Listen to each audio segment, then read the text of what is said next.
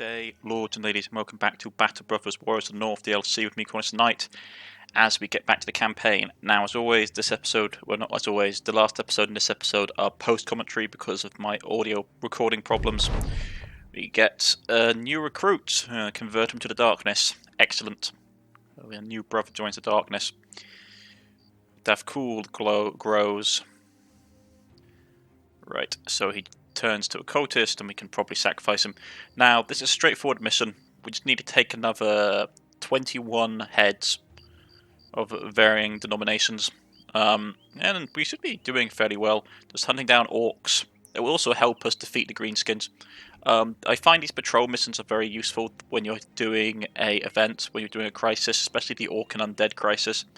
It helps you both get money and helps you with your final objective. Now, we could have taken the fight here with the necromancer and a bunch of zombies, but fighting a relatively large zombie horde and the necromancer are always pains to do. So we've got to power on and try and find some lovely targets to murder. These goblin wolf riders should do the job nicely, as long as I can lure them out from mountainous terrain. That being said, I really don't want to actually fight them on mountains. This guy's stats are okay, not fantastic. So I'm just going to boost his basic combat stats and then get gifted and boost that a bit more. So he's never going to be fantastic, but he's going to be average. This is what I'm finding with a lot of the cultists, is that they're not fantastic, they're just very average. So you do what you have to do, work with what you have. I definitely need to upgrade my guys' equipment, but that's something we can do in the downtime after the crisis is over. Earn some money, earn some cash, and get some better equipment. Right, here come the Wolf Riders. Wolf Riders are dangerous because they have free attacks and they have high mobility, but they're all melee based, which I'm very grateful for. This is a bad map. High terrain on the northern section of the map means that we're going to be at a disadvantage in melee because of the height advantage bonuses you get for attacking enemy who's lower down. So the Wolf Riders are trying to flank, which is annoying, but we should be able to deal with them. Let's start trying to remove the stragglers from the front. We missed both times, which sucks. Seal the wall and then start to punch. As someone has mentioned in the comment section from last video, yes, sealed wall frontline is not always fantastic. You can handle a lot of things, but you can't handle everything. For example, large monsters, that sealed wall doesn't always work unless you have dedicated sealed defense units, or the sealed tanks, which works very well. I like sealed wall because when you're coming up against orcs, goblins, undead, human factions, it works. I mean, it doesn't work all the time, but it works enough that you can get the job done. And we're already breaking the goblins, which is lovely. They're going to charge again. If I was going to do any variant differently, I'd probably do the like the interspersed front line, where I'd probably have a two-handed unit, like say someone using the new Great Axe, which has been added, which is I can't remember what it is. It's basically like the North Europeans, like it's either Russian or Polish. It's like the Batchlad. I can't remember what it is. It's basically a large two-handed axe, which is very, very good. I'd probably have a couple of people armed with that particular great weapon, but start them out with having just a pure shield up front, so they're basically shielded from the first few rounds of combat. And then have a unit that have quick draw, which allows you to switch items without AC penalty. So they would shield until the enemy got within melee range, and they'd switch out to a great weapon, and then start help deal out damage evenly as the rest of the shield units provide a level of defense. Like I said, I'm not a fan of the pure great weapon two-handed builds that you have to, well, you sort of have to do if you're playing on harder difficulty levels. I mean, you can have a couple of tanky units which are just pure sealed base, like sealed heavy armor, and have taunt, and all that they do is basically stand there and taunt an enemy to attack them, and then just sealed wall. I mean, you can do that, but that's not something that I find very enjoyable to play. I suppose it's also the fact that because I love history, I like the whole image of like an Anglo-Saxon or Viking sealed wall, and just have them sort of standing like in a line, which is the thing that realistically makes sense, because you wouldn't have like in real battlefield conditions, you wouldn't have a lot of like if you're heavy infantry who didn't have shields on the front line.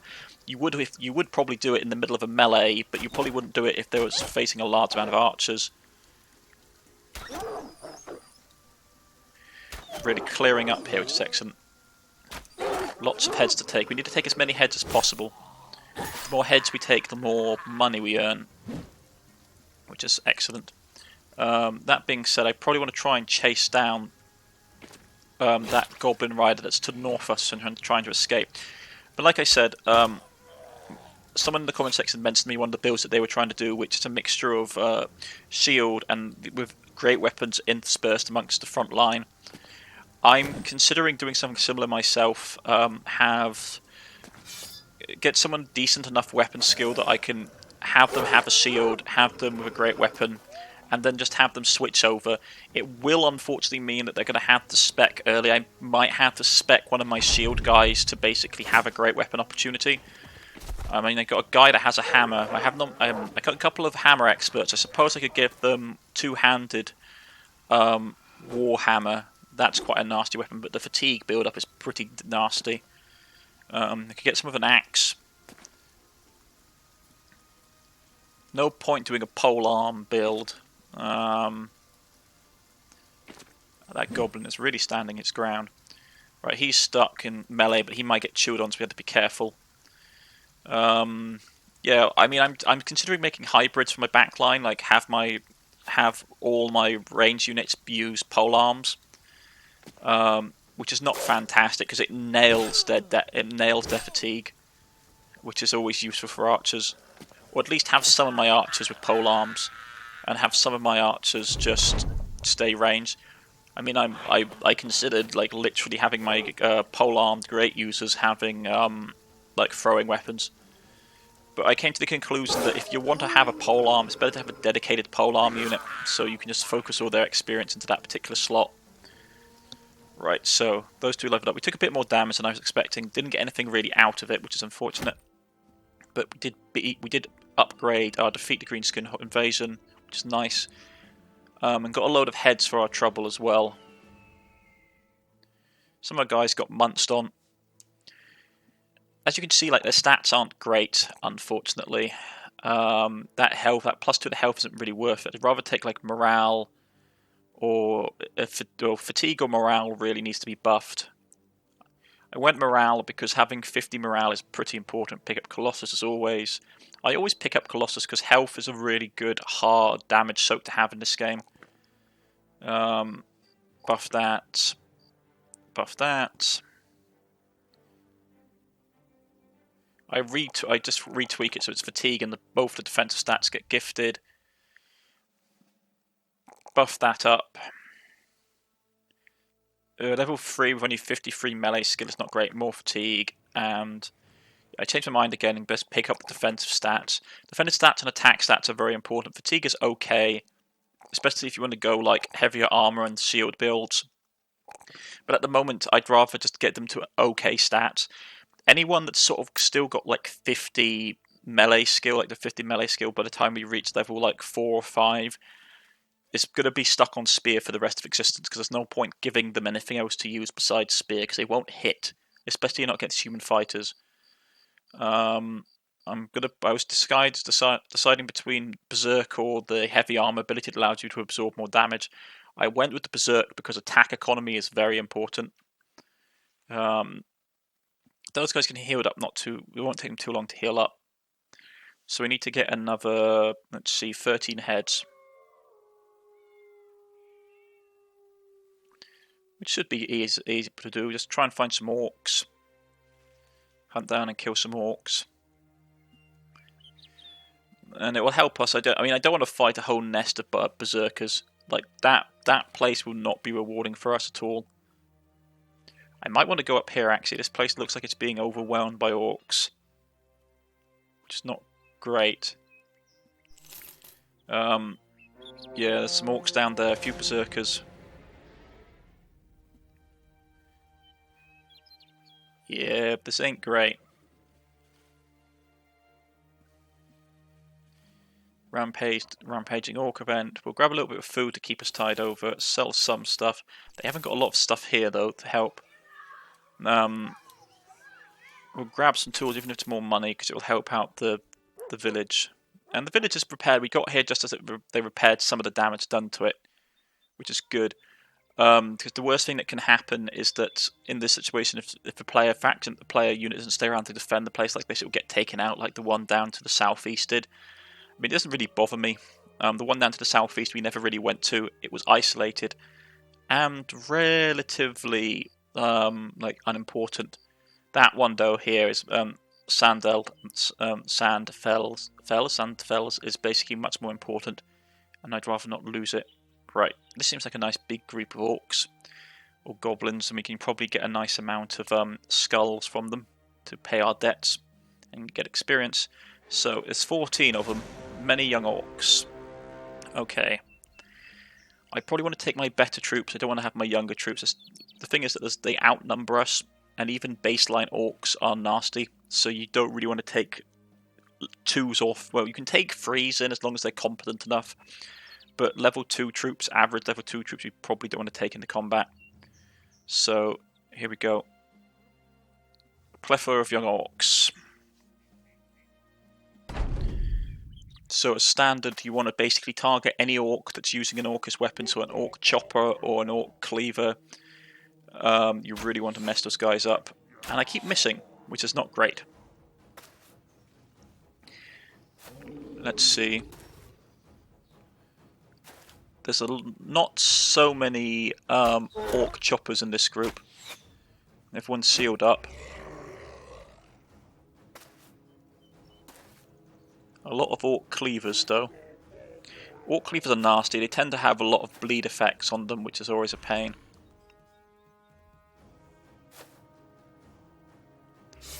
Now, the reason I like sealed wall versus orcs is that even if they stun you, you still get a nice defense bonus, which you normally have to counter if you're not using a shield by using... There's an ability that allows you to ignore stun and other effects that basically render your character... I think it's indomitable. I think it's either hard-headed or indomitable. And it's very useful for resisting orcs, but I just like having a good shield up, because normally if you have a good shield you can resist the damage even if you are stunned. Right, so let's get him dead. Get a nice bonus up. We missed, but we still managed to inflict the attack penalty on the orc with the axe, which was the thing I was worried about. He can't do anything. That guy's worried. Those two that are two-handing those orcish axes have really got me worried. Hit that guy twice. Keep them hanging back. Attack the orcs that aren't wearing any armor first, because they're the easiest ones to kill. Right, that's spear ability. Spear wall is such a useful ability. Start putting bleed on people. Keep the spear wall up. Keep my flank secure. He can't hit anybody.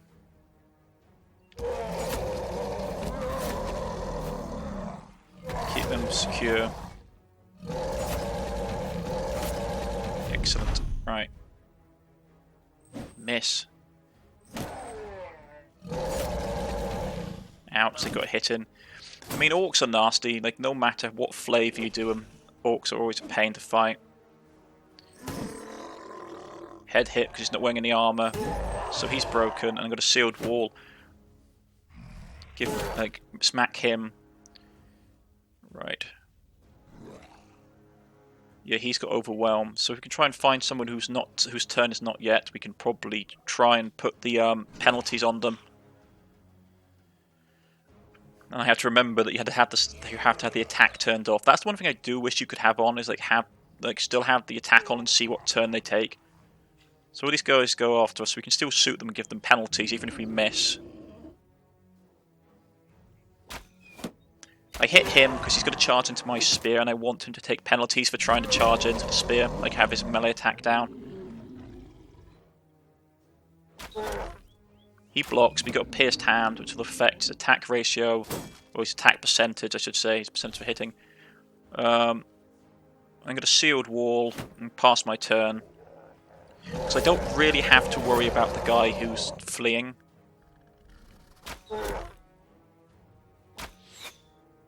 Spear wall up. Now this is the problem. He still manages to get in, which is going to be a pain. I haven't got enough fatigue left for spear wall, so he's got a sealed wall. But as long as we keep stacking the penalties, we should be okay.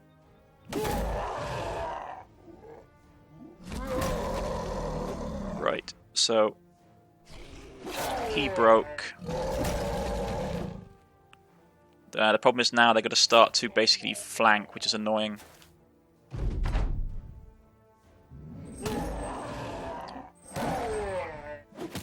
Yeah, try and break their morale. The orcs tend to have bad morale, so if we can break them, their morale should shatter. So those guys are dead. That guy's got lovely chunks taken out of him. That miss was nasty.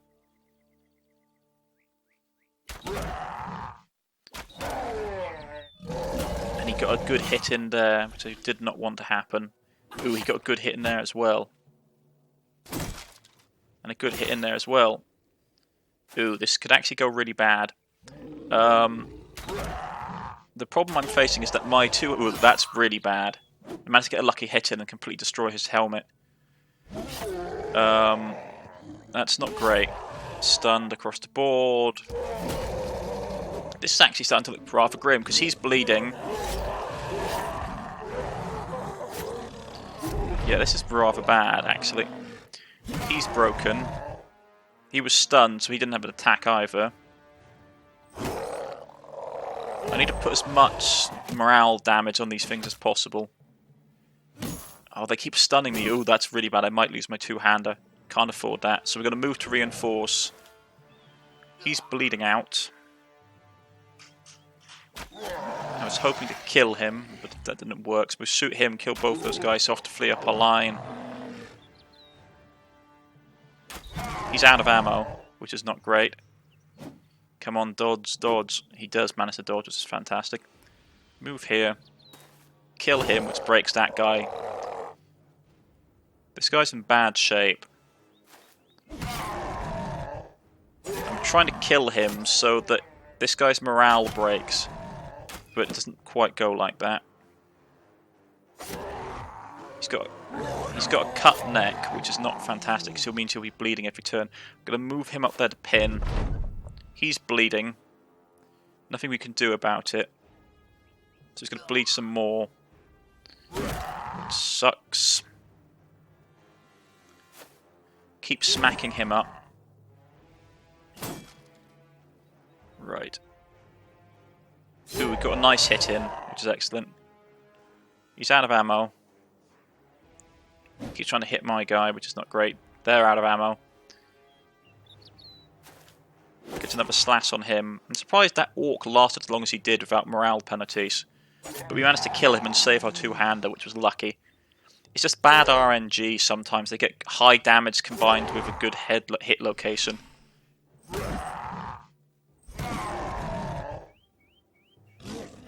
That guy's dead. That guy's stopped bleeding, but I'm not going to risk it and run them all down. I mean, we took a lot of damage from this fight, not going to lie. Yeah, fractured hand. Down to 30 HP. If he'd been hit again, he would have died. Another head hit. Keep missing.